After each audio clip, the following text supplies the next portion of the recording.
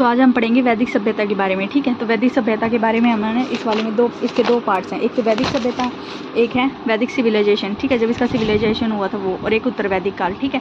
तो आज हम पढ़ेंगे वैदिक सभ्यता, ठीक है। इससे पहले हमने पढ़ लिया था सिंधु घाटी सभ्यता के बारे में, ठीक है। सिंधु घाटी सभ्यता का हमने कंप्लीट पढ़ लिया था, जहाँ जहाँ से क्वेश्चन बन सकते थे, ठीक है। तो आज हम पढ़ेंगे वैदिक सभ्यता के बारे में। वैदिक सभ्यता के ना दो भाग हैं, कौन कौन से, पूर्व वैदिक काल और एक है दूसरा उत्तर वैदिक काल, ठीक है। तो यहाँ से ना वैदिक सभ्यता के दो पार्ट से भाग डिवाइड होते हैं, एक तो है पूर्व वैदिक काल, एक है उत्तर वैदिक काल, ठीक है। पूर्व वैदिक काल का जो समय है ना वो 1500 से 1000 माना जाता है, और इसका उत्तर वैदिक काल का 1000 से 600 ईसा पूर्व माना जाता है, ठीक है। पूर्व वैदिक काल में क्या होता है कि ऋग्वेद की रचना किसके टाइम में हुई थी, पूर्व वैदिक काल में हुई थी, ठीक है, ऋग्वेदिक काल की रचना। और उत्तर वैदिक काल की सामवेद, यजुर्वेद और अथर्ववेद की जो रचना है ना वो कब हुई थी, उत्तर वैदिक काल में हुई थी, ठीक है। तो पूछ ले ऋग्वेदिक काल की ना जो रचना है ना, ऋग्वेदिक की रचना कब हुई थी, तो वो पूर्व वैदिक काल में हुई थी। बाकी सामवेद, यजुर्वेद और अथर्ववेद जो बाद में 3 आए थे उनकी उत्तर वैदिक काल में हुई थी, ठीक है। इनका जो टाइम पीरियड 1500 से 1000 ईसा पूर्व, 1000 से 600 ईसा पूर्व माना जाता है, ठीक है। अब करते हैं वैदिक काल के बारे में जो सारे पॉइंट है। वेद का शाब्दिक अर्थ क्या होता है, वेद का शाब्दिक अर्थ होता है हमारा ज्ञान, ठीक है। वैदिक काल के निर्माता कौन है, आर्य लोगों को माना जाता है, ठीक है। आर्य का अर्थ क्या होता था, श्रेष्ठ। वेद का अर्थ ज्ञान और आर्य का अर्थ श्रेष्ठ। तो वैदिक काल के निर्माता कौन है, आर्य लोगों को माना जाता था। आर्य को श्रेष्ठ कहने के पीछे भाषा ही आधार था, ठीक है, इसलिए उनको आर्यों के नाम की संज्ञा दी गई थी, ठीक है। इनका जो भाषा का आधार था ना वो काफ़ी ज़्यादा अच्छा था, तो इस वजह से इनको क्या कहा जाता था, आर्यों को आर्य नाम की संज्ञा दी गई थी, ठीक है, श्रेष्ठ, ठीक है। आर्य शब्द कहाँ से निकला है, संस्कृत से निकला है आर्य शब्द। भाषा कौन सी थी इनकी, प्राकृत भाषा या वैदिक संस्कृति भाषा थी, किनकी, आर्य लोगों की, ठीक है। अब है यहाँ पे एक पॉइंट है, दासु, दास या अनार्य। दास या अनार्य क्या होते थे, वे लोग होते थे जो यज्ञ नहीं करते थे, ठीक है, अन्य भाषाएं बोलते थे, संस्कृत के अलावा ना अन्य भाषाएं बोलते थे और संस्कृत नहीं बोलते थे, ठीक है, और यज्ञ नहीं करते, उनको क्या बोला जाता था, दासु, दास या अनार्य, ठीक है। वैदिक जो सभ्यता थी वो कैसी सभ्यता थी, तो वो हमारी कैसी थी, ग्रामीण सभ्यता थी, ठीक है। वैदिक सभ्यता कैसी थी, ग्रामीण सभ्यता थी, ठीक है। सिंधु घाटी के पश्चात भारत में जिस नवीन सभ्यता का विकास हुआ उसे ही क्या कहा गया था, आर्य कहा गया था, ठीक है। सिंधु घाटी के बाद है ना, मतलब कि जो भी है ना नवीन सभ्यताएं थी वो उसका क्या नाम था, आर्य, या फिर हम बोल सकते हैं वैदिक सभ्यता, ठीक है। वैदिक सभ्यता के नाम से जाना जाता था। इस काल की जानकारी हमें किससे प्राप्त होती है, तो इस काल की जानकारी हमें वेदों से प्राप्त होती है, जिसमें ऋग्वेद सबसे प्राचीन होने के कारण सर्वाधिक महत्वपूर्ण है। तो हमने पढ़ा था ऋग्वेद की रचना कब हुई थी, तो ऋग्वेद की रचना पूर्व वैदिक काल में हुई थी, ठीक है। तो सबसे पुराना हमारा ऋग्वेद काल हो गया, ठीक है। अब देखते हैं आर्यों का उद्भव। हमने बताया था आर्य से रिलेटेड हमने 5 पॉइंट पढ़े थे, वो कौन कौन से थे। आर्यों का अर्थ क्या था, श्रेष्ठ, ठीक है। आर्य शब्द कहाँ से निकला है, संस्कृत से निकला है, ठीक है। आर्यों का अर्थ श्रेष्ठ हो गया, संस्कृत से निकला है, ठीक है। और क्या था, इनकी भाषा कौन सी, इनकी प्राकृत हो गया वैदिक भाषा थी, ठीक है। आर्यों का देख लेते हैं। आर्य का उद्भव, मैक्स मुलर जो थे ना प्रसिद्ध इतिहासकार, उनके अनुसार मानना है कि जो आर्य है ना मध्य एशिया से आए थे, ठीक है। ज़्यादातर इतिहासकार इसी से सहमत थे। तो पूछ ले आर्यों का उद्भव है ना मध्य एशिया से हुआ था, ये बात किसने कही थी, या ये कथन किसका था, तो वो किसका था, मैक्स मुलर ने। मैक्स मुलर ने कहा था कि आर्य मध्य एशिया से आए थे। बाल गंगाधर तिलक ने क्या कहा था, बाल गंगाधर तिलक ने कहा था आर्यों का जो उद्भव है ना आर्कटिक क्षेत्र, यानी जो उत्तरी ध्रुव का जो क्षेत्र है ना वहाँ से माना जाता था, ठीक है। तो ये मोस्ट इंपॉर्टेंट है कि हमारे जो भारत के ना उन्होंने भी बताया था कि आर्य कहाँ से आए थे, तो उनमें से कौन था, बाल गंगाधर तिलक था, जिन्होंने ये बताया था कि आर्यों का उद्भव कहाँ से हुआ, आर्कटिक क्षेत्र से माना जाता है। फिर आते हैं हमारे स्वामी दयानंद सरस्वती, इन्होंने कहा था कि जो आर्य है ना तिब्बत क्षेत्र से आए हैं, ठीक है। तो स्वामी दयानंद सरस्वती कौन थे, समाज सुधार के स्वतंत्रता आंदोलन में महत्वपूर्ण योगदान था इनका, ठीक है। तो मैक्स मुलर ने क्या कहा था, मध्य एशिया से आए थे। बाल गंगाधर ने क्या कहा था, आर्कटिक क्षेत्र से आए थे। और दयानंद सरस्वती ने कहा था तिब्बत क्षेत्र से, ठीक है। मध्य एशिया, आर्कटिक क्षेत्र, तिब्बत क्षेत्र, ठीक है। तो मैक्स मुलर मध्य एशिया, बाल गंगाधर तिलक आर्कटिक क्षेत्र, दयानंद सरस्वती तिब्बत क्षेत्र से आए थे, ठीक है। अब देख लेते हैं यहाँ से वैदिक सभ्यता के हम स्रोत पढ़ते हैं, ठीक है।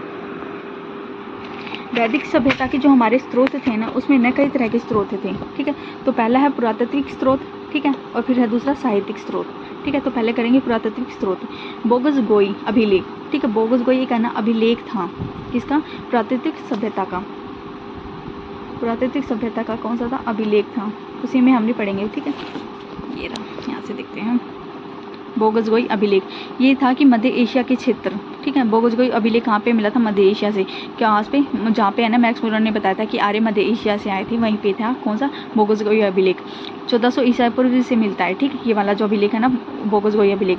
खुदाई से मिले अवशेष या अभिलेख, ठीक है। प्राकृतिक स्रोत वैदिक सभ्यता में क्या था कि खुदाई से मिले जो अवशेष या अभिलेख मिले थे ना, उनसे ये पता चलता था कि है ना वैदिक सभ्यता का जो पुरातत्व जो स्रोत है ना वो कितना साल पुराना है, 1400 साल पुराना है। ठीक है। इंद्र, वरुण, मित्र, नासत्य 4 देवताओं का वर्णन किया गया है इसमें। ठीक है। किसमें? वैदिक सभ्यता में। कितने का? इंद्र, वरुण, मित्र, नासत्य 4 देवताओं का क्या किया गया है? वर्णन किया गया है। ठीक है। अब देखते हैं साहित्यिक स्रोत में क्या क्या है। लिखित स्रोत आते हैं इसमें। ठीक है।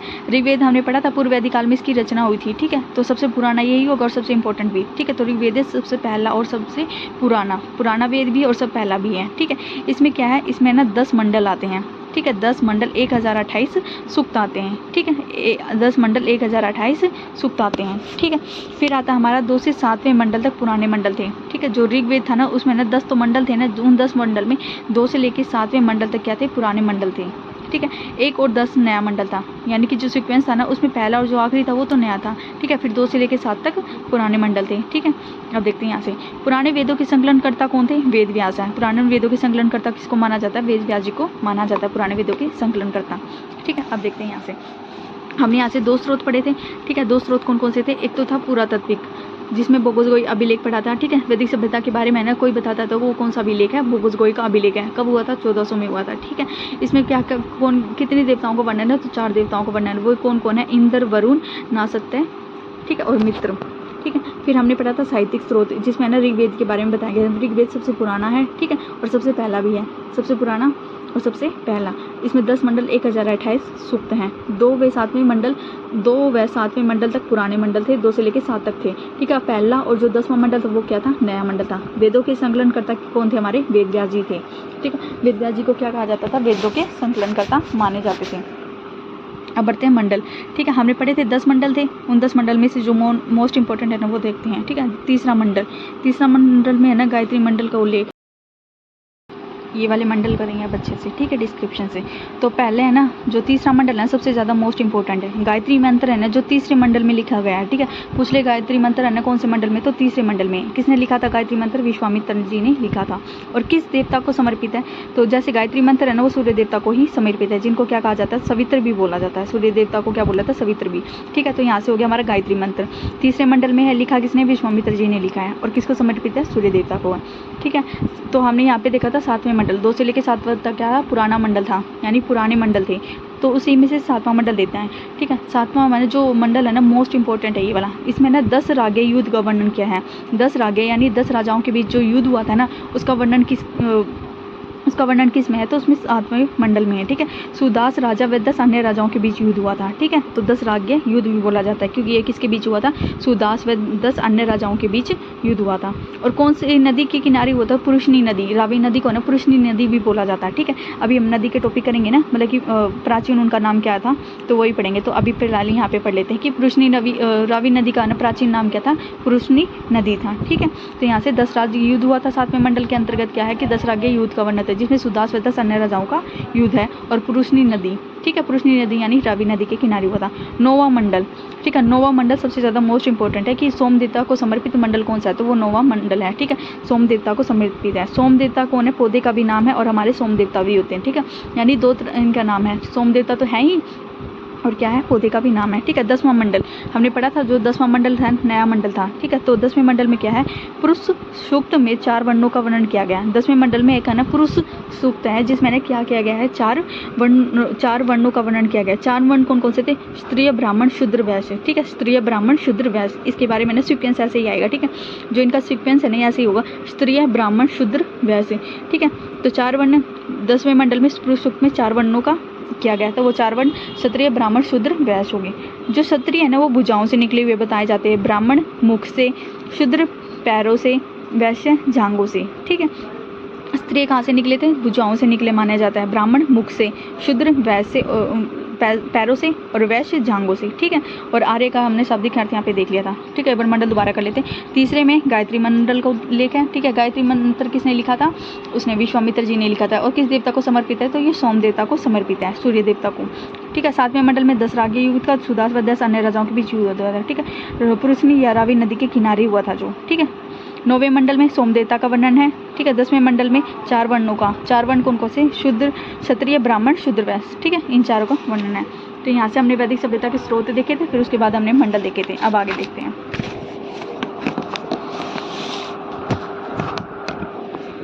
ये रहा सामदेव। जो हमारा सामदेव है ना, हमने पढ़े थे ऋग्वेद के बारे में, हमने तो पूरा कंप्लीट कर लिया। अब सामदेव, इसको ना भारतीय संस्कृति का ना जनक बोला जाता है, भारतीय संगीत का जनक। भारतीय संगीत का जनक किसको बोला जाता है? तो सामदेव को भारतीय संस्कृति का जनक बोला जाता है, ठीक है, क्योंकि इसमें संगीत का ज़्यादा वर्णन किया गया है। यजुर्वेद में यज्ञ या इसकी विधियों का वर्णन किया गया है। पूछ रहे यज्ञ वगैरह का, जो यज्ञ वगैरह है ना, उनका वर्णन किस में किया गया है? तो उसका वर्णन यजुर्वेद में किया गया। अथर्ववेद सबसे आखिर में रचा गया नया वेद है, ठीक है, सबसे लास्ट में है ना, जो पहले तो 3 थे ही, ठीक है, जो 3 वेद थे ना, ऋग्वेद, सामवेद और यजुर्वेद, इनको ना त्रैवेद भी बोला जाता है, त्रैवेद, क्योंकि इनकी रचना पहले हुई थी, अथर्ववेद की सबसे बाद में हुई थी, ठीक है। तो क्या है, इससे सबसे आखिर में रचा गया था, ठीक है। इसमें है ना जादू टोना, वशीकरण, योग व्याधि, सामाजिक जीवन का वर्णन है। सामवेद में तो संगीत का वर्णन है, यजुर्वेद में यज्ञ है उसकी विधियों का वर्णन है, और अथर्ववेद में जादू टोना का वर्णन है। अथर्ववेद को ना श्रेष्ठ वेद या ब्रह्मा वेद भी बोला जाता है। तो पूछ ले ब्रह्मा वेद या श्रेष्ठ वेद किसको बोला जाता है? तो अथर्ववेद को बोला जाता है, ठीक है, ये याद रखना, ठीक है। इसमें ना पूरे क्या है, 20 खंड है, किसमें? अथर्ववेद में 20 खंड है, ठीक है। श्रेष्ठ वेद या ब्रह्मवेद भी बोला जाता है अथर्ववेद को, ठीक है। अब ये देखते हैं यहाँ से, ऋग्वेद का ना जो उच्चारण करता है, या जो ऋग्वेद के मंत्रों का जो उच्चारण करता है, उसको क्या कहा जाता है? उसको होत्र बोला जाता है, होत्र, ठीक है। सामवेद का जो मंत्र या उच्चरित करता है, उसको क्या बोला जाता है? उद्गाता, ठीक है। यजुर्वेद का अर्वज्ञ, ठीक है। अथर्ववेद का ब्रह्मा, ठीक है। तो ऋग्वेद का जो है ना मंत्र उच्चारित करता है, उसको क्या बोलते हैं? होत्र बोलते हैं। ऋग्वेद का होत्र, सामवेद का उद्गाता, यजुर्वेद का अर्वज्ञ, ठीक है, और अथर्ववेद का ब्रह्मा, ठीक है, अथर्ववेद का ब्रह्मा, ठीक है, ब्रह्मा, यहाँ से याद रखने का, ब्रह्मा वेद भी बोला जाता है, किसको? अथर्ववेद को बोला जाता है, इसलिए क्या हो गया ये ब्रह्मा, ठीक है, यानी अथर्ववेद का मंत्र उच्चारित करने वाले को ब्रह्मा, ठीक है। अब देखते हैं यहाँ से, ऋग्वेद का जो उपवेद है, इनके ना जो हमने पढ़े हैं ना, ऋग्वेद, सामवेद, यजुर्वेद, अथर्ववेद, इनके ना उपवेद भी है। उपवेद कौन कौन से? ऋग्वेद का उपवेद कौन सा होता है? हमारा आयुर्वेद, ठीक है, आयुर्वेद। सामवेद का गंधर्ववेद, यजुर्वेद का धनुर्वेद, अथर्ववेद का शिल्पवेद। इसको ना 2-3 बार करेंगे ना तब हो जाएगा, ठीक है। तो ऋग्वेद के हमने जो मंत्र उच्चारित करता है ना इन वेदों का, उनको क्या क्या बोलते हैं वो हमने पढ़ लिए यहाँ पे। इनके उपवेद हमने पढ़ लिए, ठीक है, सामवेद वगैरह को। अब देखते हैं यहाँ से, वेद त्रय में 3 वेद शामिल हैं। मैंने बताया था वेद त्रय में जो स्टार्टिंग में कौन सा हुआ था पहले? ऋग्वेद, फिर सामवेद, यजुर्वेद। अथर्ववेद इसमें शामिल नहीं है क्योंकि वो सबसे बाद में लिखा गया था, ये सबसे पुराना रचा वेद था, ठीक है। पुराणों की संख्या कितनी है? पुराणों की संख्या 18, और सबसे पुराना जो था ना पुराण कौन सा? वो हमारा मत्स्य पुराण है, ठीक है। तो पुराणों की संख्या 18, और सबसे पुराना पुराण कौन सा हमारा? तो हो गया हमारा मत्स्य पुराण, ठीक है। अब यहीं से हम पढ़ लेते हैं 1-2 टॉपिक और हैं। उपनिषद।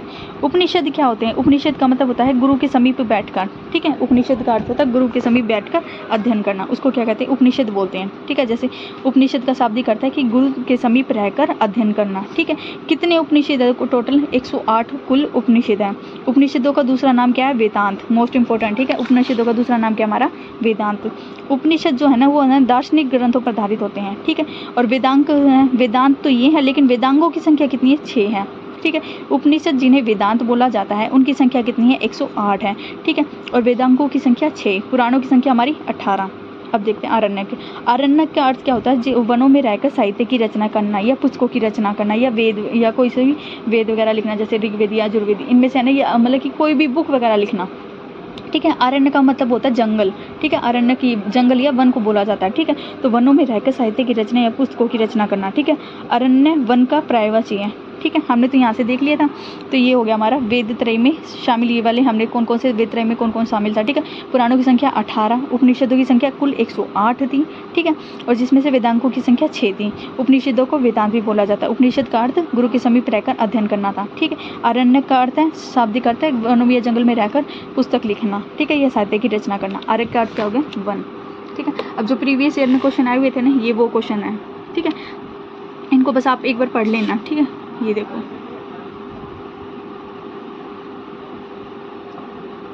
यहाँ से नहीं कि मोस्ट इंपॉर्टेंट है ये वाला, जो इनके रचनाकार भी कौन कौन थे, ठीक है। तो सामवेद, यजुर्वेद और ऋग्वेद और अथर्ववेद। हमने तो यहाँ पे है ना जो मंत्र का उच्चारण करते हैं उसके बारे में पढ़ लिया था। उपवेद कौन कौन थे वो पढ़ लिया था। अब यहाँ पे ना इनका जो रचनाकार है ना, सामवेद के रचनाकार भरत मुनि, मोस्ट इंपॉर्टेंट। यजुर्वेद के विश्वामित्र, इसमें से कोई सा भी मत स्किप करना, ठीक है। हमें पता नहीं है, ठीक है, क्योंकि इन वेदों की रचना किसने की थी, ठीक है। तो यहाँ से क्वेश्चन बहुत ज़्यादा बन सकते हैं। तो सामवेद के रचनाकार भरत मुनि होते हैं, यजुर्वेद के विश्वामित्र, ऋग्वेद के धन्वंतरी, ठीक, अथर्ववेद के विश्वकर्मा, ठीक है। सामवेद के तो भरत मुनि, यजुर्वेद के विश्वामित्र, ऋग्वेद के धन्वंतरी, अथर्ववेद के विश्वकर्मा। ठीक है, ये देखो बाकी अगले क्वेश्चन जो प्रीवियस ईयर में पूछे गए नहीं, ये वो क्वेश्चन है, इनको ना पढ़ लेना, इनको छोड़ना मत, प्रीवियस ईयर के क्वेश्चन है। ठीक है,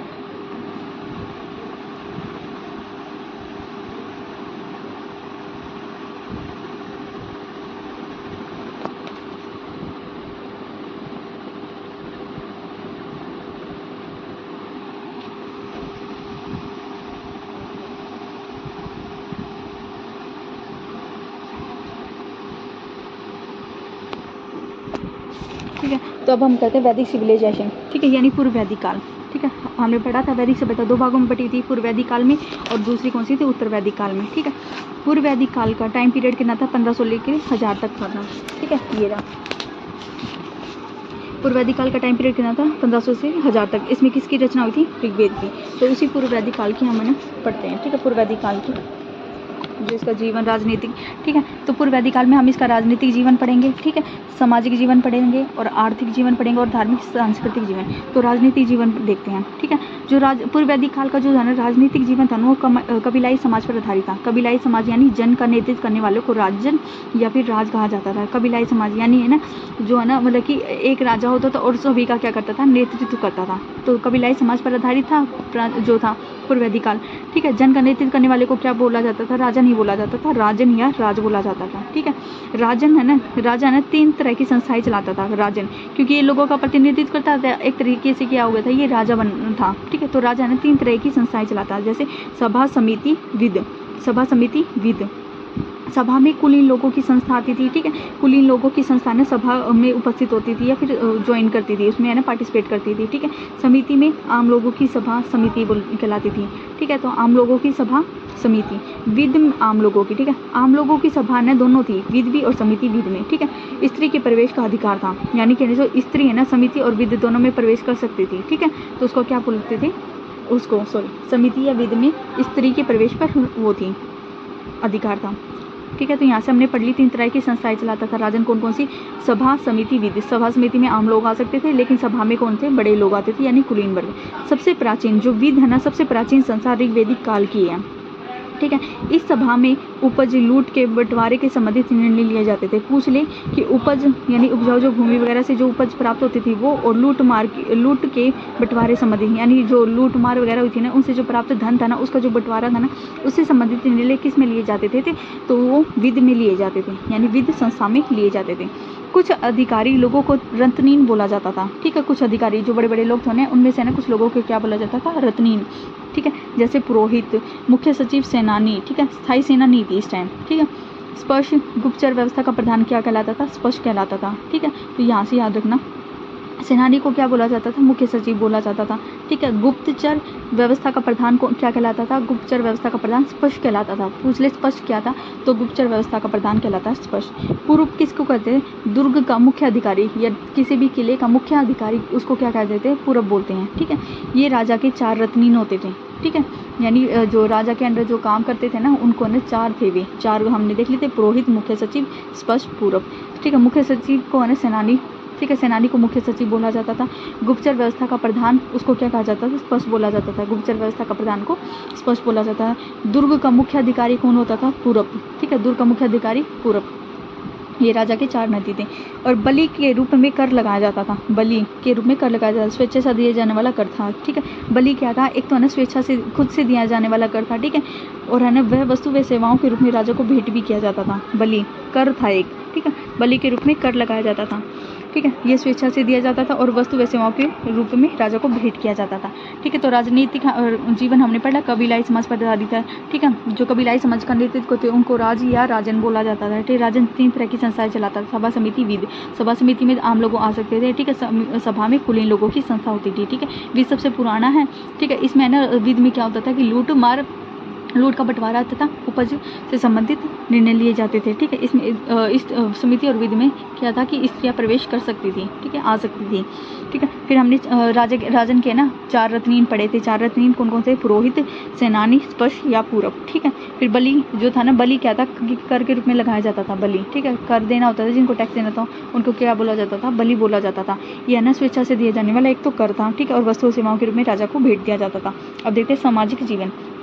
जो इसका सामाजिक जीवन था ना, वो देखते हैं आप। सामाजिक जीवन समतावादी समाज था। कौन सा? पूर्व वैदिक काल समतावादी जीवन था। वर्ण व्यवस्था कैसी थी? कर्म पर आधारित थी। ठीक है, पूर्व वैदिक काल में तो है ना कर्म पर आधारित वर्ण व्यवस्था थी। ठीक है, जैसे कर्म। और उत्तर वैदिक काल में आते आते यह क्या होगी थी? वर्ण व्यवस्था जन्म पर आधारित होगी थी। ठीक है, जन्म पर आधारित होगी थी। अब देखते हैं यहाँ से, जो परिवार है ना, कुल समाज की सबसे छोटी इकाई कौन किसको माना जाता है? परिवार या कुल को माना जाता था। समाज क्या था? पितृसत्तात्मक समाज था, यानी कि ना जो पिता के वंश वगैरह या फिर है ना मतलब कि अपने आगे ना पिता का वो पति या पिता का नाम लगाना जरूरी होता था। लेकिन सुंदर सभ्यता में क्या था? मातृत्व समाज था, यानी ठीक है, यानी अपने नाम से पहले माता का नाम लगाया जाता था सिंधु सभ्यता में। ठीक है, लेकिन ना उत्तर वैदिक पूर्व वैदिक काल आते आते ये क्या हो गया था? पितृसत्तात्मक समाज हो गया था। ठीक है, स्त्रियों की स्थिति बहुत ज़्यादा अच्छी हो गई थी। स्त्रियों को उपनयन संस्कार का भी अधिकार था। ठीक है, उपनयन संस्कार जिसमें ना 16 संस्कार थे ना, उसी में से एक कौन सा संस्कार है? उपनयन संस्कार। स्त्रियों को शिक्षा का भी अधिकार था पूर्व वैदिक काल में। इसमें 3 महत्वपूर्ण विदुषी स्त्रियों का वर्णन है। विदुषी महिलाएं कौन कौन सी 3 थी, उनका वर्णन भी है।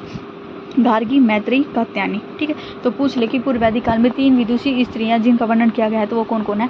गार्गी, मैत्रेयी, कात्यायनी। ठीक है, सामाजिक जीवन हो गया। समतावादी समाज आधारित था, वर्ण व्यवस्था पर आधारित था। ठीक है, वर्ण व्यवस्था कर्म पर आधारित थी। ठीक है, परिवार समाज की सबसे छोटी इकाई थी। पितृत्वात्मक समाज था। स्त्रियों की स्थिति अच्छी थी। स्त्रियों को ना शिक्षा का भी अधिकार था। उपनयन संस्कार का अधिकार था।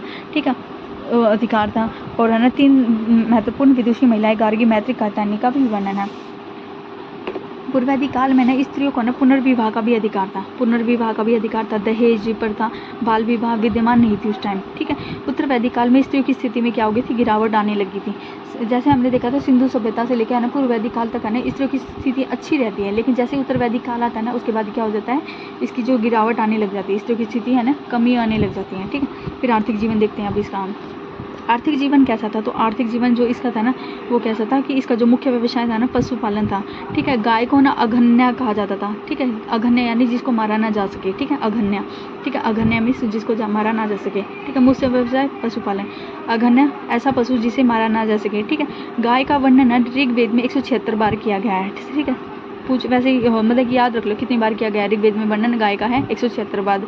ठीक है, घोड़ों को भी पालते थे ये। इनकी महत्वपूर्ण कृषि कौन कौन से करते थे? गेहूं और जौ की करते थे। ठीक है, उद्योग कौन कौन से थे? बढ़ईगिरी, रथकार। ठीक है, मतलब कि उद्योग कौन कौन से? जैसे बढ़ईगिरी बनाना है, फिर रथ उनका निर्माण करना। ठीक है, व्यापार वस्तु विनिमय यानी वस्तु का आदान प्रदान करना। ठीक है, जैसे उस टाइम पैसे वगैरह की ना इतनी ज़्यादा वो नहीं होती थी, तो क्या करते थे? वस्तुओं को दे के वस्तु ले लेते थे। जैसे है ना गेहूँ वगैरह लेके कोई सामान खरीद लेना, तो वस्तु विनिमय था। ठीक है, आंतरिक व्यापार सीमित होता था। ठीक है, ऋग्वेद में 24 बार वर्णन है। किसका? कृषि। इनके जो कृषि का वर्णन है ना, गेहूँ या जौ का, उनका 24 बार वर्णन है। और गाय का ऋग्वेद में 176 बार वर्णन है। तो हमने इनका आर्थिक जीवन देख लिया था। पशुपालन करते थे। ठीक है, घोड़ों को भी पालते थे। कृषि जो गेहूँ के करते थे। उद्योग हमारे बढ़ईगिरी, रथकार। ठीक है, व्यापार वस्तु विनिमय होता था। अब धार्मिक और सांस्कृतिक जीवन और देख लेते हैं। ये था ना जो पूर्व वैदिक काल था ना, वो प्रकृति की पूजा करते थे। बहुदेवतावादी थे, यानी एक देवता को न मानकर बहुत सारे देवता को मानते थे। ठीक है, इंद्र था। इसमें जो मेन वो थे ना जो देवता, वो देखते हैं। इंद्र, अग्नि, वरुण, सविता, पुरुषन देवता और अश्विनी। ठीक है, अश्विन। ठीक है, इंद्र कौन होता था? पुरंदर, यानी कि किले को तोड़ने वाला। ठीक है, पुरंदर। इंद्र को क्या कहा जाता है? किले को तोड़ने वाला। इसका जो वर्णन है ना वो 250 बार हुआ है। ठीक है, अग्नि मध्यस्थ देवता यानी बीच का देवता होता था वस्तु व देवताओं के बीच में। ठीक है, मध्यस्थ देवता क्यों कहा जाता है? क्योंकि देवता और मनुष्य के बीच में कौन सा देवता था? अग्नि देवता। 200 बार इसका वर्णन है। वरुण वर्षा का देवता। सवित्री चमकते सूरज को बोलता है सविता। ठीक है, गायत्री मंत्र में हमने पढ़ा था, यहाँ पे जो हमने पूर्व वैदिक काल पढ़ा था ना इस वाले में हीरा। ठीक है, जो गायत्री मंत्र में तीसरे मंडल में, उसमें किसका वर्णन है? सूर्य देवता या सवित्री का। ठीक है, तो उसी का वर्णन है वाला। ठीक है, यानी चमकते सूरज या गायत्री मंत्र।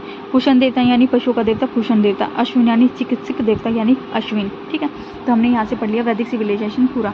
ठीक है, पूर्व वैदिक काल में राजनीतिक जीवन पढ़ा था हमने इसके बारे में। ठीक है, राजा के बारे में, उसके बारे में। इसके 4 रत्न कौन कौन से वो पढ़े थे। बलि कर के रूप में लगाया जाता था वो। सामाजिक जीवन कैसा था इसका? मात्रात्मक समाज था। ठीक है, महिलाओं की स्थिति अच्छी थी। शिक्षा का भी अधिकार था इसमें। ठीक है, क्षमतावादी समाज था, ठीक है। वर्ण व्यवस्था में क्रम पर आधारित थी, ठीक है।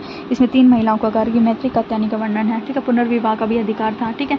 दहेज पाल प्रथा जैसी व्यवस्थाएं नहीं थी, ठीक है। आर्थिक जीवन कैसा था? आर्थिक जीवन अच्छा था। कृषि जो गेहूँ जो कि खेती करते थे, उद्योग इनका बढ़ाई, रथकार हो गया, व्यापार वस्तु विनिमय हो गया, पशुपालन भी करते थे, ठीक है। गाय को अघन्य कहा जाता है क्योंकि जिसे मारा ना जा सके, ठीक है। और गाय का ना ऋग्वेद में वर्णन कितना 176 बार किया गया है, ठीक है। और धार्मिक जीवन देख लेते हैं, ये एक देवता को न मानकर बहुदेवतावादी थे, ठीक है। यानी बहुत सारे देवताओं को मानते थे, प्रकृति की भी पूजा करते थे। और मोस्ट इंपॉर्टेंट देवता कौन कौन से हैं? इंद्र, ठीक है। इंद्र जो किले को तोड़ने वाला, अग्नि यानी आग का देवता, वरुण यानी वर्षा का देवता, सविता यानी चमकते सूरज को सविता या सवित्र बोलते हैं, ठीक है। पुष्ण देवता पशुओं का देवता, और अश्विन यानी चिकित्सा देवता, ठीक है। अब हम करते हैं उत्तर वैदिक काल। उत्तर वैदिक काल का जो टाइम पीरियड था वो कितना था? 1000 से लेकर 600 BC तक था, ठीक है। उत्तर वैदिक काल का इसमें ना उत्तर वैदिक काल तक आते आते क्या हो गया था? लोहे का आविष्कार हो गया था, ठीक है। क्रिशन या आयस शब्द का प्रयोग किया गया है लोहे के लिए ना। अगर पूछ ले उत्तर वैदिक काल में ना लोहे के लिए ना किसका यूज़ किया गया? तो लोहे का यूज़ है ना, लोहे का नाम जो है ना, लोहे की जगह लोहे का है ना, मतलब कि लोहे की जगह क्रिशन या आयस शब्द का प्रयोग किया गया है, ठीक है। क्रिशन या आयस, ठीक है।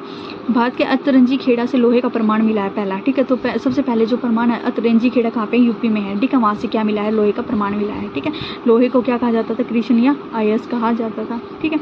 और अतरंजी खेड़े से लोहे का प्रमाण मिला है। अब देख लेते हैं उत्तर वैदिक काल में राजनीतिक जीवन। इसमें है ना जन से जनपद यानी जन के बसने की जगह, ठीक है। जनपद यानी जन के बसने की जगह, जन से जनपद। जो इसका कबीले का जो क्षेत्र था वो ज़्यादा और बढ़ गया था। जगह जन की जगह किसने ली थी? जनपद में। हमने पढ़ा था पूर्व वैदिक काल में जन थे और उन जन का क्या होता था? राजन या राजन बना दिया जाता। तो वही जन आप क्या बन गए? जनपद बन गए, यानी बहुत ज़्यादा उनका जो विस्तार हो गया, बहुत सारे लोग हो गए, तो जन की जगह जनपद ने ले ली, ठीक है। इसमें मोस्ट इंपॉर्टेंट जनपद कौन कौन से बने थे? कुरु व पांचाल, जिसके बारे में हम 16 महाजनपद पढ़ेंगे ना, उसके बारे में बताएंगे, ठीक है। फिर ठीक है, पहले बना था जन, पहले बना था जन, फिर जनपद, फिर जनपद से क्या बन गए थे? महाजनपद बन गए थे, ठीक है। तो इसका सीक्वेंस हम पढ़ लेंगे, ठीक है। जन कब थे? पूर्व वैदिक काल में, जनपद उत्तर वैदिक काल में, फिर महाजनपद आ गए थे, ठीक है। इसमें क्या था? राजा का महत्व बढ़ गया था, ठीक है। टैक्स लोहे से ज़्यादा मिलता था, जो मतलब कि जो लोहा था ना उसे है ना टैक्स ज़्यादा मिलता था, ठीक है। तो जो इसका रिंग था ना वो पावरफुल होता गया, ठीक है। तो जिनका जो किंग था वो ज़्यादा पावरफुल होता चला गया, ठीक है। क्यों? अब देखते हैं क्यों। क्योंकि हमने देखा उत्तर वैदिक काल में क्या हो गया था कि लोहे का उत्पादन है ना, लोहे का जो प्रयोग आविष्कार है ना हो चुका था, ठीक है। तो लोहे से क्या था कि टैक्स ज़्यादा मिलने लगा, टैक्स ज़्यादा मिलेगा तो राजा के पास पैसा ज़्यादा आएगा, ठीक है। तो इनका जो किंग था वो पावरफुल हो गया, तो उसका की वजह से क्या हो गया? इनका महत्व भी बढ़ गया।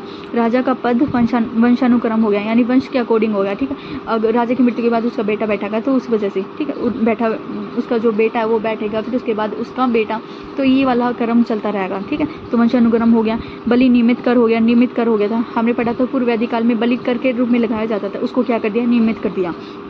सभा समिति विद का महत्व घट गया था। हमने पढ़ा था पूर्व वैदिक काल में सभा समिति 3 थे, संस्थाएं थे, सभा समिति विद। समिति और विद में क्या थी? स्त्री आ सकती थी, ठीक है। सभा और समिति में क्या होगा कि अथर्ववेद में प्रजापति की पुत्रियों को बोला जाता है, ठीक है। अथर्ववेद में सभा व समिति होती कौन थी? तो सभा समिति है ना प्रजापति की पुत्रियां थी। इसको किस में बोला गया? अथर्ववेद में, ठीक है। अथर्ववेद में प्रजापति की पुत्रियों को क्या कहा गया है? सभा व समिति बोला गया है, ठीक है। हमने उसमें पूर्व वैदिक काल में तीनों के बारे में अच्छे से पढ़ लिया था, ठीक है। तो सभा समिति प्रजापति की पुत्रियां थी, ठीक है, जिसको अथर्ववेद में बोला गया। अब देखते हैं इनका सामाजिक जीवन। सामाजिक जीवन क्या था जी? इनका जो परिवार था, फिर ग्राम, फिर विश्व, जनपद, ठीक है। तो कुल हो गया था परिवार, तो हमारा विश्व हो गया, हमारी क्षेत्रीय संस्था को बोला जाता था, ठीक है। परिवार है तो गाँव बसेगा, गाँव बसेगा तो फिर संस्थाएं बनेंगी, संस्थाएं बनेंगी तो जन, फिर जन से जनपद, फिर जनपद से महाजनपद। वन व्यवस्था जन्म पर आधारित होगी थी। पूर्व वैदिक काल में किस पर आधारित थी? वन व्यवस्था जन्म पर, उस पर कर्म पर आधारित थी। अब इसमें क्या होगी थी? जन्म पर आधारित होगी थी, ठीक है। गोत्र को इकट्ठा करना, ठीक है। गाय को समूह इकट्ठा करने वाला एक ही गोत्र का होता था, ठीक है। तो उसको क्या बोलते थे? गोत्र को इकट्ठा करना। उत्तर वैदिक काल में इसका उद्भव हुआ था, ठीक है। किसका? गोत्र गो का किस में उद्भव हुआ था? उत्तर वैदिक काल में हुआ था, ठीक है। गाय को समूह को इकट्ठे करने वाले जो होता था ना उसका एक ही गोत्र होता था, तो उसको बोला जाता है गोत्र गो, ठीक है। आश्रम व्यवस्था थी, 4 आश्रम की स्थापना की गई थी। किसमें? उत्तर वैदिक काल में ना 4 आश्रम की स्थापना की गई थी। वो 4 आश्रम कौन कौन से थे? ब्रह्मचर्य, गृहस्थ, वानप्रस्थ, संन्यास, ठीक है। यानी आश्रम व्यवस्था, यानी 4 आश्रम की स्थापना की। इसमें ब्रह्मचर्य क्या होता है? जब जो मतलब कि ना 1 से लेकर 25 साल तक होते उसको क्या बोलते हैं? ब्रह्मचर्य बोलते हैं। गृहस्थ जीवन यानी 25 से 50 तक, वानप्रस्थ यानी 25 से 75 तक, फिर संन्यास, ठीक है। तो ये 4 आश्रम व्यवस्था थी, ठीक है। स्त्रियों की स्थिति में गिरावट आई, हमने देखा था ना जहाँ पे सिंधु सभ्यता और है ना पूर्व वैदिक काल थे ना, उसमें स्त्रियों की स्थिति है ना काफ़ी अच्छी थी, लेकिन उत्तर वैदिक काल में आते थे इसकी जो थी वो घट गई थी, क्योंकि समिति और विधि में स्त्रियों पर रोक लगा दी गई। हमने पढ़ा था जो सभा समिति विधि थे ना पूर्व वैदिक काल में, वो क्या थी कि स्त्रियाँ उसमें ना मतलब कि समिति और विधि में ना स्त्री को जाने का अधिकार था, तो उसमें क्या कर दिया, इस पर रोक लगा दी गई। विवाह, ठीक है, मनुस्मृति में ना 8 विवाहों का वर्णन किया गया है, तो वो कहाँ पे उत्तर वैदिक काल में ही है, ठीक है। मनुस्मृति उत्तर वैदिक काल में लिखी गई थी, ठीक है। 8 विवाहों का वर्णन है, इसमें से 2 विवाह इंपॉर्टेंट है, वो देख लेते हैं। अनुलोम और एक प्रतिलोम। अनुलोम का क्या होता है, उच्च वर्ग का पुरुष जब है ना निम्न वर्ग की स्त्री के साथ विवाह कर लेता है तो उसको क्या बोलते हैं, अनुलोम, ठीक है। फिर प्रतिलोम, प्रतिलोम में क्या होता है कि नीच वर्ग का पुरुष उच्च वर्ग की स्त्री के साथ विवाह कर लेता है तो उसको क्या बोलते हैं, प्रतिलोम बोलते हैं, ठीक है। तो सामाजिक जीवन हमने देखा, यहाँ से परिवार आया, फिर ग्राम, फिर विश्व, जनपद, फिर हम आगे पढ़ेंगे महाजनपद, ठीक है। वर्ण व्यवस्था किस पर आधारित होगी थी, जन्म पर आधारित होगी थी, ठीक है। गोत्र गो को इकट्ठा करते थे, ठीक है। और आश्रम व्यवस्था 4 थी, आश्रम व्यवस्था 4 आश्रम की स्थापना की गई थी, ठीक है। ब्रह्मचर्य, गृहस्थ, वानप्रस्थ, संन्यास, इनका सीक्वेंस याद रखना। ब्रह्मचर्य, ठीक है, ब्रह्मचर्य, गृहस्थ, वानप्रस्थ और संन्यास। स्त्रियों की स्थिति में गिरावट आ गई थी। विवाह यानी मनुस्मृति में 8 तरह के विवाहों का वर्णन किया गया, जिसमें अनुलोम, प्रतिलोम, ठीक है। अनुलोम में उच्च पुरुष निम्न वर्ग की स्त्री, प्रतिलोम में निम्न पुरुष उच्च वर्ग की स्त्री, ठीक है। अब देखते हैं इसका आर्थिक जीवन कैसा था। हमने आर्थिक जीवन जीवन पढ़ते, ठीक है। कृषि पशु प्रमुख जो व्यवसाय बन गया था, ठीक है। पूर्व वैदिक काल में जो कृषि किस की करती थी, गेहूं और जौ की, ठीक है। अब वो यहाँ पे क्या हो गया था, प्रमुख व्यवसाय बन गया था। पशुपालन, गाय घोड़े, वही पूर्व वैदिक काल में था, वही यहाँ पे है, ठीक है। घोड़े का उपयोग ज़्यादा होने लग गया था, ठीक है। उद्योग धंधा, धातु, हमने पिछले वाले में पढ़े थे, वो क्या करते थे कि रथकारी वगैरह बनाते थे, ठीक है। ये आर्थिक जीवन में पूर्व वैदिक काल में क्या था, बढ़ाईगिरी या रथकार का काम करते थे, उद्योग। अब यहाँ पे आते थे क्या हो गया था इनका, धातु, तांबा, कांसा, टीन, लोह, कुम्भकार या रथकार का उद्योग, ठीक है। व्यापार, अधिशेष वगैरह। द्वितीय नगरीकरण, ये रहने देना, ठीक है। तो यहाँ से हमने देख लेंगे आर्थिक जीवन इनका क्या था, तो कृषि व्यवसाय इनका प्रमुख उद्योग बन गया था, व्यवसाय बन गया था, ठीक है। पशुपालन, वही गाय घोड़ों का पशुपालन भी करते थे, ठीक है। उद्योग धंधे इनके धातु, तांबा, टीन, कांसा, लोहा, कुमार, रथकारी, वही सारे उद्योग हो गए थे, ठीक है। धार्मिक जीवन इनका कैसा था, यज्ञ व कर्म कांडों का महत्व क्या हो गया था, बढ़ता चला गया था, ठीक है। यज्ञ व कर्म कांड, ब्राह्मण व स्त्रियों के बीच संघर्ष होते चले गए थे, ठीक है। ब्राह्मण जो स्त्रिय थे ना, हमने पढ़े थे 4 तरह की वर्ण व्यवस्था थी, ब्राह्मण, क्षत्रिय, शूद्र, वैश्य। तो ब्राह्मण जो क्षत्रिय थे ना, उनके बीच संघर्ष हो गए थे। प्रजापति, जिसको क्या कहा जाता है, सृजन के देवता बोलते थे, ठीक है। उत्तर वैदिक काल के सबसे महत्वपूर्ण देवता थे, ठीक है। हमने यहाँ पे है ना पूर्व वैदिक काल में ना क्या पढ़ा था, प्रकृति की पूजा करते थे, लेकिन यहाँ पे क्या हो गया था, यज्ञ व कर्म कांडों का महत्व बढ़ गया था, ठीक है। यहाँ पे हमने 4-5 देवते के पढ़े थे, इंद्र, अग्नि, वरुण, इनके बारे में, ठीक है। सविता, कुशन देवता, अश्विन के बारे में। यहाँ पे हम पढ़ेंगे प्रजापति, जो कि सृजन के देवता थे, ठीक है। उत्तर वैदिक काल के सबसे महत्वपूर्ण देवता कौन थे, तो वो कौन थे, प्रजापति थे, ठीक है। तो मोस्ट इंपॉर्टेंट याद रख लेना, ये उत्तर वैदिक काल के सबसे महत्वपूर्ण देवता प्रजापति। विष्णु पोषण व रक्षक के देवता माने जाते थे, विष्णु। पूषण पशुओं के देवता यहाँ पे भी हैं, ठीक है। बाद में रुद्र बन गए थे, ठीक है। पुष्ण शूद्रों के देवता हैं, पुष्ण को ना शूद्रों के देवता भी बोला जाते थे, ठीक है। फिर बाद में कौन बन गए थे, रुद्र बन गए थे। तो हमने यहाँ से प्रजापति देखा, प्रजापति सृजन के देवता माने जाते थे, विष्णु पोषण व रक्षक के देवता माने जाते थे, पुष्ण पशुओं के देवता माने जाते थे, ठीक है। जो कि ना शूद्रों के भी देवता माने जाते थे, ठीक है, शूद्रों के भी देवता। बाद में पशुओं के देवता कौन बन गए थे, रुद्र बन गए थे, ठीक है। अब यहाँ पे है उत्तर वैदिक काल में 3 तरह के यज्ञ भी देखते हैं हम, ठीक है। एक होता है राजसूय यज्ञ, एक है वाजपेयी और एक अश्वमेघ। राजसूय यज्ञ कब करवाते हैं, जब प्रतिष्ठा प्राप्ति हो जाती है ना, या फिर हमें है ना हम किसी युद्ध में जीत जाते हैं, तो हम क्या करते हैं, राजसूय यज्ञ करते हैं, जैसे राजसूय यज्ञ करवाते हैं, ठीक है। एक होता है वाजपेयी यज्ञ, शक्ति प्रदर्शन करने के लिए हम कौन सा यज्ञ करवाते हैं, वाजपेयी, ठीक है। तो पूछ ले, वाजपेयी यज्ञ है ना, शक्ति प्रदर्शन करने के लिए ना कौन सा यज्ञ करवाते हैं, और 3 ऑप्शन ये दे दो और एक लिख दे नो, ठीक है, नन। तो उसमें से हम क्या कर लेंगे, तो अच्छे से याद कर लेंगे, ठीक है। शक्ति प्रदर्शन के लिए वाजपेयी यज्ञ, राज्य विस्तार करना हो तो हम कौन सा यज्ञ करवाते हैं, अश्वमेध यज्ञ करवाते हैं, ठीक है। तो मोस्ट इंपॉर्टेंट यहाँ से प्रतिष्ठा प्राप्ति के लिए राजू, शक्ति प्रदर्शन के लिए वाजपेयी, राज्य विस्तार करना हो तो हमें अश्वमेध यज्ञ करवाते हैं, ठीक है। तो यहाँ से ये वाला याद करना है, ठीक है। उत्तर वैदिक काल हमारा कंप्लीट हो गया है। उत्तर वैदिक काल में लोहे का विस्तार हुआ था, ठीक, लोहे का आविष्कार हुआ था, जिसे लोहे को क्या कहते थे, लोहे को लोहे न कहकर आयस या कृष्ण कहा जाता था, ठीक है। अतरंजी खेड़ा यूपी से ना सबसे पहले लोहे के प्रमाण मिले हैं। राजनीतिक इनका जीवन जो था ना, पहले ना जन थे, फिर जन से जनपद हो गया था, ठीक है। कुरु व पंजाल जनपद महत्वपूर्ण है, राजा का महत्व बढ़ गया, क्योंकि ना लोहे से क्या होता है, टैक्स ज़्यादा आता था, ठीक है। तो जिससे राजा के पास ज़्यादा पैसा आने लगा और राजा पावरफुल हो गया, ठीक है। राजा का जो पद था न वंश अनुक्रम हो गया था, इसमें बलि नियमित कर के रूप में हो गया था, ठीक है। सभा समिति विध का महत्व इसमें घट गया था, ठीक है। और सामाजिक जीवन में आते आते ना जो सभा समिति विध थे ना, इस पर स्त्रियों को रोक लगा दिया गया था, ठीक है। जो सभ्य समिति है ना वो प्रजापति की पुत्री है अथर्ववेद में, ठीक है। सामाजिक जीवन इनका परिवार ग्राम विषयभूत हो गए थे। वन व्यवस्था जन्म पर आधारित होती थी, जो कि पूर्व वैदिक काल में किस पर आधारित थी, कर्म पर आधारित थी। गोत्र गो को इकट्ठा करना, आश्रम व्यवस्था देखी थी हमने 4, कौन कौन सी, ब्रह्मचर्य, गृहस्थ, वानप्रस्थ, संन्यास, ठीक है। स्त्रियों की स्थिति में गिरावट आई थी। मनुष्य स्मृति में 8 तरह के विवाहों का वर्णन किया गया है, अनुलोम प्रतिलोम, ठीक है। आर्थिक जीवन इनका ये वाला हमने पढ़ लिया था, ठीक है। धार्मिक जीवन हमने पढ़ लिया था, ठीक है। इसमें ना प्रजापति जो कि सृजन के देवता थे, विष्णु पोषण व रक्षक के थे, और पुषण पशुओं के देवता थे। बाद में कौन बन गए थे, रुद्र। 3 यज्ञ पढ़े थे, राजसूय यज्ञ, वाजपेयी यज्ञ, अश्वमेध यज्ञ। राजसूय यज्ञ यानी प्रतिष्ठा प्राप्ति करनी हो तो राजसूय यज्ञ करवाते हैं। वाजपेयी यज्ञ यानी शक्ति प्रदर्शन करना हो तो हम वाजपेयी यज्ञ करवाते हैं। अश्वमेध यज्ञ कब करवाते हैं, जब हमें राज्य विस्तार करना होता है, ठीक है। तो हमारे यहाँ से कंप्लीट हो गए हैं, ये देख लेते हैं एक बार। वैदिक सभ्यता हमारी कंप्लीट होगी। वैदिक सभ्यता के 2 पार्ट पूर्व वैदिक काल और उत्तर वैदिक काल हमने सारे कंप्लीट कर लिए, जहाँ जहाँ से क्वेश्चन बन सकते थे, ठीक है। और जो इनका उद्भव कैसे हुआ था, ठीक है। आर्यों का उद्भव कौन कौन से, और मैक्स मुलर ने तो मध्य एशिया से बताया है, बाल गंगाधर तिलक ने आर्कटिक क्षेत्र से, स्वामी दयानंद सरस्वती ने कहाँ से बताया था, तिब्बत क्षेत्र से, ठीक है। फिर इसके स्रोत पढ़ लिए थे हमने, फिर मंडल पढ़े थे हमने, ठीक है। जो मेन था 3रा, 7वां, 9वें, 10वें मंडल के बारे में हमने कंप्लीट पढ़ा, ठीक है। फिर सामवेद और यजुर्वेद के बारे में पढ़ा हमने डिस्क्रिप्शन में, ठीक है। इनका मंत्र जो उच्चारण करता है उसको क्या कहते हैं, ठीक है। इनके उपवेद हमने पढ़े, ठीक है। इनके रचनाकार भी हमने पढ़े।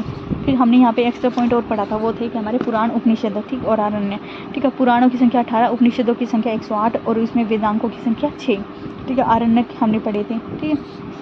फिर हमने पढ़ा पूर्व वैदिक काल, ठीक है। पूर्व वैदिक काल में है ना, पूर्व वैदिक काल में हमने उसका राजनीतिक जीवन देखा था, फिर सामाजिक जीवन देखा था हमने, ठीक है। फिर आर्थिक जीवन देखा, फिर उसी के धार्मिक, और इसी तरह हमने उत्तर वैदिक काल का भी देख लिया था, ठीक है। तो ये हो गया हमारा कंप्लीट उत्तर वैदिक यानी वैदिक सभ्यता का हमारा कंप्लीट है। हमारा ना सिंधु सभ्यता का भी कंप्लीट हो गया, हमारा उत्तर और वैदिक सभ्यता भी कंप्लीट हो गई। तो सिंधु सभ्यता और वैदिक सभ्यता के कंप्लीट होने के बाद अगला हम टॉपिक करेंगे महाजनपद काल का, ठीक है, जो कि हम कल करेंगे, ठीक है। और यहाँ से ना कई टॉपिक बनते हैं, ठीक है। तो अभी ख़त्म करने से पहले ना एक बार और यहाँ पे है ना ये एक टॉपिक रहता है वो कर लेते हैं। मैंने बताया था पुरुषनी नवी उन नदियों के वैदिक नाम, ठीक है। वैदिक कालीन नाम भी पढ़ते हैं, ठीक है। चिनाब का ना जो वैदिक कालीन नाम क्या था, अश्कनी था, ठीक है। चिनाब का अश्कनी, रावी का पुरुषनी हमने पढ़ा था। व्यास को विपाशा बोला जाता था वैदिक काल में। सतलुज को सतुत्री, घग्गर को द्वस्तती, ठीक है। झेलम को वीतस्ता, मंडक को सदानीरा, काबुल को कुंभा, गोमती को गोमत, ठीक है। अब देखते हैं, चिनाब को अस्किनी बोला जाता था, ठीक है। चिनाब को कौन सी वैदिक काल में क्या नाम था, अस्किनी। रावी को पुरुषनी, ठीक है, रावी पुरुषनी। व्यास विपाशा, वैसे व्यास, वैसे विपाशा। सतलुज का से सदुत्री। घग्गर को हम पता है द्वजती नदी बोला जाता था। झेलम वीतस्ता, ठीक है, वीतस्ता। मंडक सदानीरा। काबुल क से काबुल, क से कुंभा, ठीक है, काबुल कुंभा। गोम से गोमती, ग से गोमत, ठीक है, गोमती गुम्मत। तो जिसमें से है ना 2-3 याद हो जाएंगे, ठीक है, इनको याद कर लेना, ठीक है। फिर 6 दर्शन भी थे हमारे इसी में, वैदिक काल में ही है ना 6 दर्शन भी हुए थे। वो 6 दर्शन कौन कौन से थे, योग के प्रवर्तक कौन थे, पतंजलि थे, ठीक है। सांख्य के कपिल मुनि थे। न्याय के गौतम ऋषि। पूर्व मीमांसा के जैमिनी। उत्तर मीमांसा की बादनारायण।